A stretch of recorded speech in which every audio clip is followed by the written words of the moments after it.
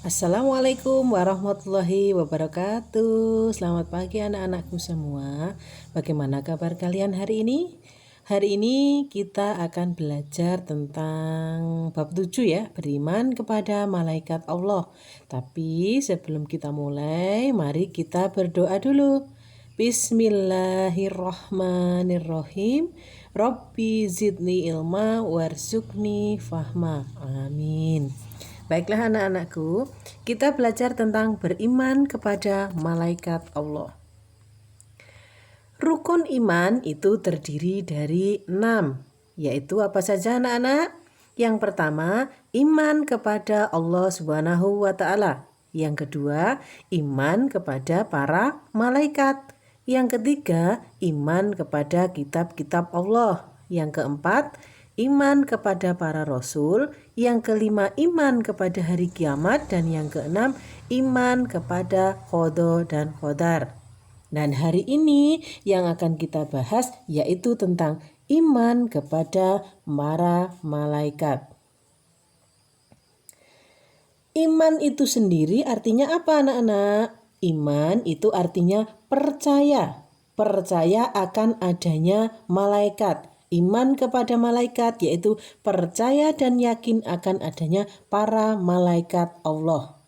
Nah, malaikat itu sendiri siapa? Malaikat itu adalah makhluk gaib yang diciptakan Allah dari apa? Dari cahaya atau nur. Jadi malaikat itu diciptakan Allah dari cahaya atau nur.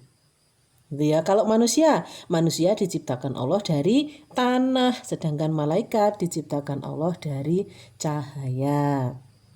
Nah, sifat-sifat malaikat itu sendiri bagaimana anak-anak? Sifat malaikat yang pertama yaitu malaikat itu tidak makan, kemudian tidak minum, tidak tidur, tidak berjenis kelamin, dan selalu taat kepada Allah Subhanahu wa Ta'ala. Berarti berbeda dengan manusia ya anak-anak.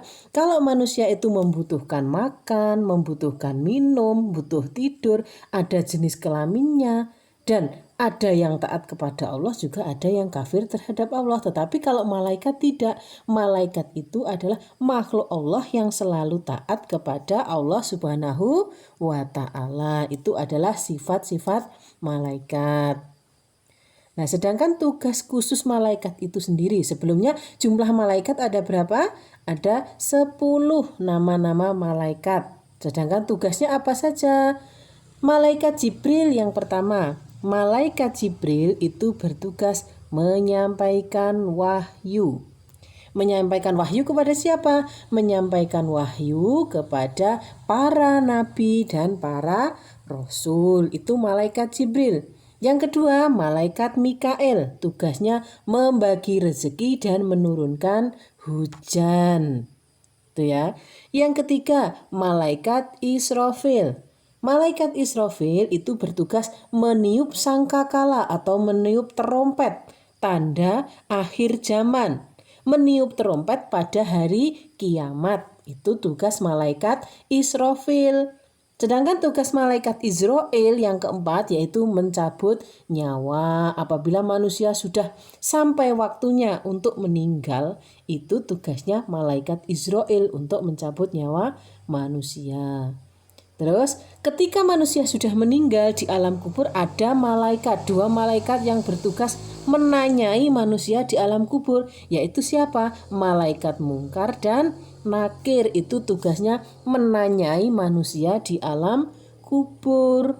Terus yang bertugas mencatat amal manusia yaitu malaikat Rokib dan Atid. Itu bertugas mencatat amal manusia, baik amal baik maupun amal buruk. Yang bertugas mencatat amal baik itu adalah malaikat Rokib, dan yang bertugas mencatat amal buruk adalah malaikat Atid. Itu ya, bisa dibedakan ya. Kemudian 2 malaikat lagi yang bertugas menjaga pintu surga dan pintu neraka. Yang bertugas menjaga pintu neraka adalah malaikat Malik, sedangkan yang bertugas menjaga pintu surga adalah malaikat Ridwan. Jadi anak-anak tolong dihafalkan ya, atau dipahami, dicatat bagian-bagian pentingnya. Oh iya, malaikat itu tugasnya apa saja, gitu ya. Ya, sedangkan sekarang di antara 10 malaikat itu ada yang disebut namanya kiraman katibin. Apa kiraman katibin itu? Yaitu sebutan untuk malaikat Rokib dan Atid, karena kedua malaikat tersebut bertugas mencatat amal baik dan amal buruk manusia. Jadi malaikat Rokib dan Atid itu mempunyai sebutan lain, yaitu apa? Kiraman katibin. Nah, malaikat Jibril juga mempunyai sebutan lain. Namanya apa? Ruhul Kudus atau Ruhul Amin. Itu sebutan untuk malaikat Jibril. Paham ya anak-anak? Kita lanjutkan. Terus tugas kita bagaimana menerima keberadaan malaikat itu, padahal malaikat itu adalah makhluk yang tidak terlihat. Nah, itu harus kita tanamkan dalam kehidupan sehari-hari dengan meyakini akan adanya malaikat itu. Bagaimana caranya? Selalu berbuat baik, yang di sini disebut dengan tobat.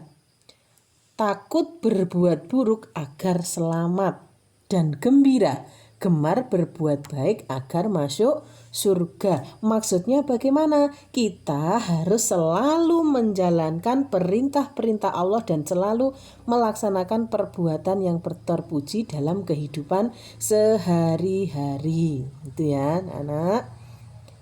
Nah, sedangkan di sini ada contoh perilaku yang mencerminkan keimanan kepada malaikat, yaitu contohnya gemar membantu fakir miskin, memberi sedekah kepada anak yatim, menolong orang yang kurang mampu, menolong orang yang membutuhkan, atau membantu teman di sekolah yang seandainya contohnya ada teman yang tidak membawa pensil pada saat pelajaran, maka tugas kita yaitu memberi bantuan dengan meminjaminya pensil. Itu merupakan perbuatan yang terpuji yang nanti akan dicatat juga oleh malaikat. Siapa yang bertugas mencatatnya tadi?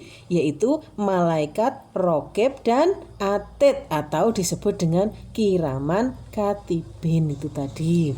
Contoh yang kedua, selalu menjalankan sholat 5 waktu yang merupakan kewajiban setiap muslim. Itu contoh perilaku yang mencerminkan keimanan kepada malaikat Allah. Sedangkan perilaku yang bertentangan dengan iman kepada malaikat Allah itu apa saja? Contohnya, mengganggu teman, menyontek pada saat ulangan, bertengkar dengan teman. Itu adalah perilaku yang bertentangan dengan malaikat. Apabila kita berbuat curang contohnya dalam ulangan, maka perbuatan kita akan dicatat oleh malaikat Atid. Gitu ya. Ya, jadi kita harus menanamkan selalu perbuatan terpuji. Terus hikmahnya apa apabila kita beriman kepada malaikat? Yaitu 1, kita akan semakin yakin akan adanya malaikat Allah. Atau yang kedua selanjutnya, hidup selalu berhati-hati karena merasa diawasi, merasa selalu dicatat oleh malaikat Rokib dan Atid. Ya kan? Oh iya, saya mau berbuat curang, mau menyontek di sekolah. Terus kita yakin akan adanya malaikat. Oh iya, perbuatan saya ini ternyata dicatat oleh malaikat. Kita harus meninggalkan perbuatan yang buruk. Itu ya anak-anak. Terus yang ketiga, selalu berupaya meningkatkan ketakwaan kita kepada Allah Subhanahu wa ta'ala. Jadi itu hikmah iman kepada para malaikat Allah. Jadi ini ya anak-anakku, beriman kepada malaikat itu artinya yakin dan percaya akan adanya malaikat dan selalu melaksanakan perbuatan yang terpuji, karena itu adalah salah satu contoh kita menerima keberadaan malaikat Allah. Ya, mungkin hanya itu yang bisa Ibu sampaikan. Lain kali kita lanjutkan lagi. Silahkan dipahami, silahkan dicatat bagian-bagian pentingnya. Cukup sekian. Wassalamualaikum warahmatullahi wabarakatuh.